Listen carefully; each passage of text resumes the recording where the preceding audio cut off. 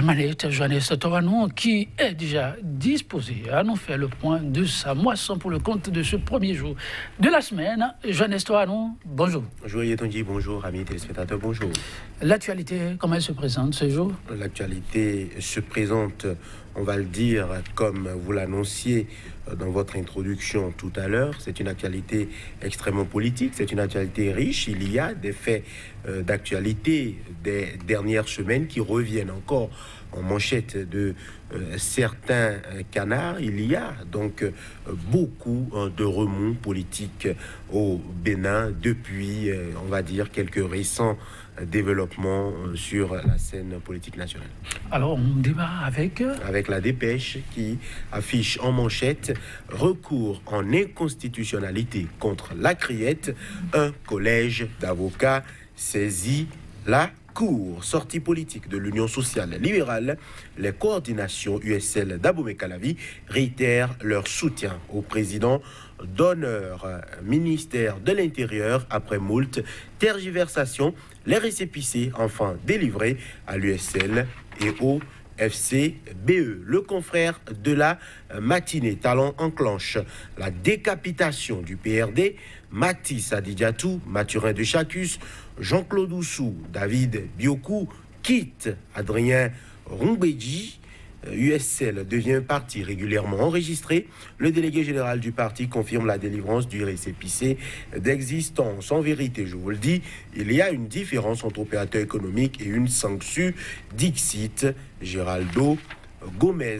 Dynamisme, info, conflit de leadership dans la gestion de la première ville à statut particulier entre le procureur, le préfet et le maire intérimaire.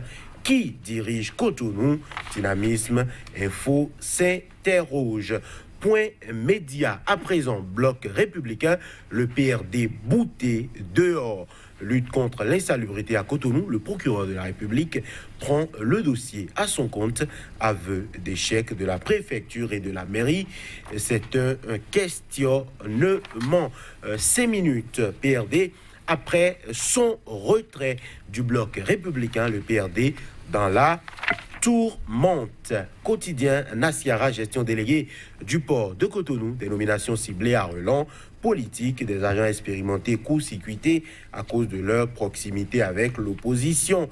Mouvance présidentielle vers la cassure du BMP. Le nouvel observateur, l'irrésistible déferlement de la vague bleue, l'inconditionnel soutien des coordinations USL d'Abomey-Calavi à Sébastien Germain à Javon. Existence désormais légale des partis politiques FCBE et USL. Le récépissé et après s'interroge le nouvel observateur.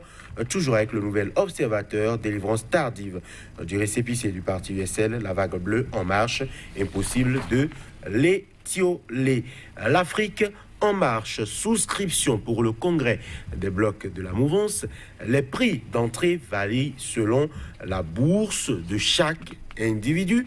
Et c'est un questionnement, on parle de 1,5 million à 50 000 francs CFA. Département du Zou, le mot d'ordre du président Soglo fait écho et déjà la mobilisation des militants de la RB, la vraie et l'authentique.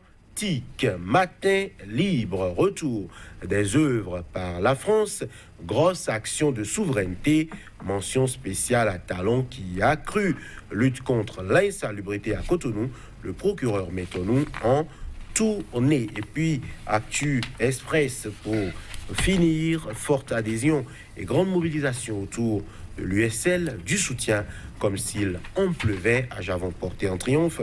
Semekoudji, Abomey-Calavi, prêt pour des victoires certaines. Affaire domaniale à Bouikon, le maire Lucas Tropo rappelle les géomètres à l'ordre. Joël Yetonji, ce sera tout pour la revue des titres. Merci Joannès Toranon. Matin libre, on commence par là. Retour des œuvres par la France. Grosse action de souveraineté, mention spéciale à Talon qui, jusqu'au bout, y a cru.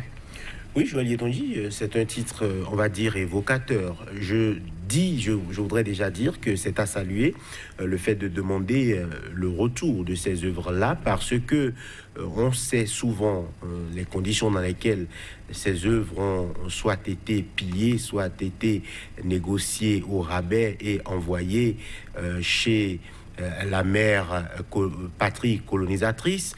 On sait comment ces œuvres-là font objet de séquestration, de refus de retour parfois et je dirais d'assertion erronée ou de défense non fondée de la part de certains pays qui ont longtemps pillé ou pillé pendant des décennies, je crois, l'entièreté des pays africains qu'ils ont eu sous leur contrôle durant des décennies et qu'ils ont toujours sous leur contrôle aujourd'hui. C'est donc, je dirais, quelque chose qu'il faut saluer. C'est salutaire de demander le retour de ces œuvres-là, d'obtenir, on va dire, en quelque sorte, l'accord de la France de retourner ces œuvres-là.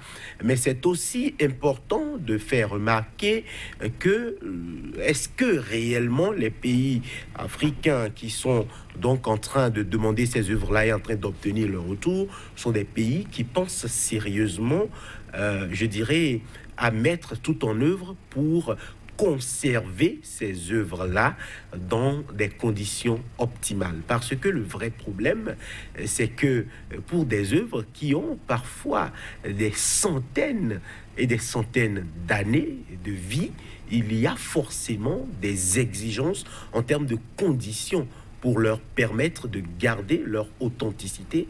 On a par exemple vu un musée qui a pris feu il y a quelques semaines au Bénin, quelques mois au Bénin. Le musée a entièrement été consumé par les flammes. C'est donc des risques qu'il faut pouvoir prévenir pour empêcher donc ces œuvres de rentrer, de s'évaporer.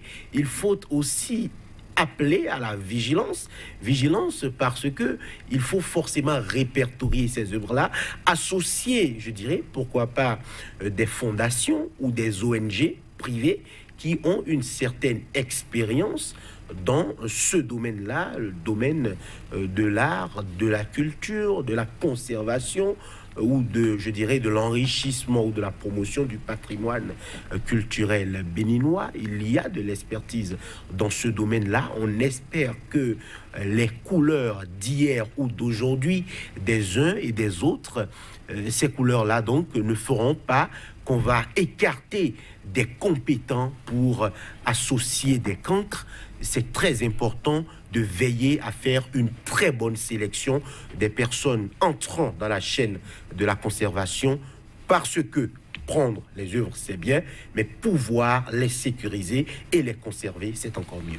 Ah oui, Jean Destourano a un clin d'œil à l'UNAM dans ce sens.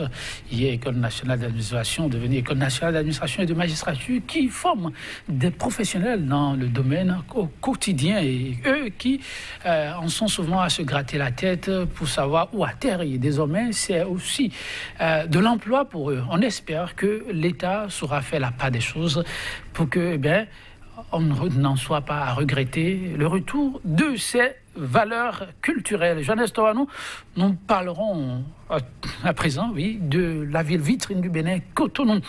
Le procureur, au-delà des menaces, est descendu en personne sur le terrain. Et ça, plusieurs quotidiens l'ont souligné. Je lis pour médias, lutte contre l'insalubrité à Cotonou. Le procureur de la République prend le dossier à son compte. Une autre interrogation, aveu d'échec de la préfecture et de la mairie, s'interroge. Oui, Joël Tonji, la descente du procureur n'est pas je dirais que ça ne surprend pas. Pourquoi? Parce que on a déjà vu avec quelle célérité, quelle dextérité, je dirais une dizaine de personnes ont été condamnées à des peines privative de liberté. Et je crois vendredi dernier ou jeudi dernier, l'adhésion est tombée. Donc, ça veut dire que le problème est sérieux et donc que le procureur en fait une priorité absolue. Maintenant, est-ce que la mairie a quelque peu failli, c'est évident, parce que pour des gens qui nous ont toujours fait comprendre que le seul problème qui empêche Cotonou d'être la vitrine du pays, c'est le maire, l'ex-maire Liali Villain-Soglo.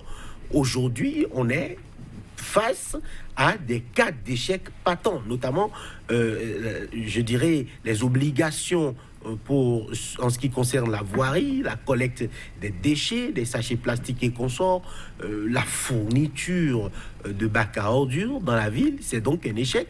Et pour qui sait, je dirais, l'amour fou qu'il y a entre la préfecture de Cotonou et le maire intérimaire, c'est donc aussi forcément une faillite collective, parce que on a souvent vu le préfet faire des descentes un peu partout aux côtés du maire intérimaire. Donc s'il y a faillite, forcément qu'elle est collégiale, puisque le préfet a longtemps répété que rien ne se peut à Cotonou sans son concours ou sans ses recommandations. Je voudrais dire, pour finir, Joël Yetonji, que sanctionner c'est bien, mais mettre des garde-fous, fournir le matériel adéquat, c'est la meilleure solution pour sensibiliser les populations à aller vers la propreté davantage. Oui, merci Jeunesse Toanon. Des poubelles publiques, on en a besoin, des toilettes publiques aussi, ce qui manque le moins à Cotonou et environ. Merci pour l'attention. Demain, c'est un autre jour pour un autre rendez-vous, mais toujours avec la même disponibilité.